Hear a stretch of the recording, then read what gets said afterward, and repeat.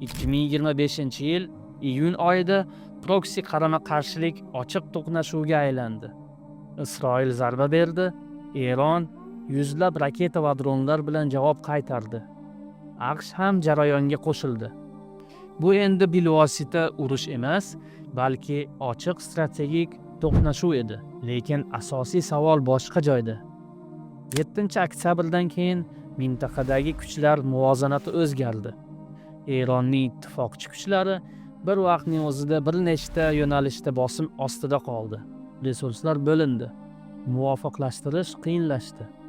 Yillar davomida qurilgan ta'sir halqasi ilk bor jiddiy sinovga duch keldi. 2026-yilga kelib zarbalar Eron hududining o'ziga yetib bordi.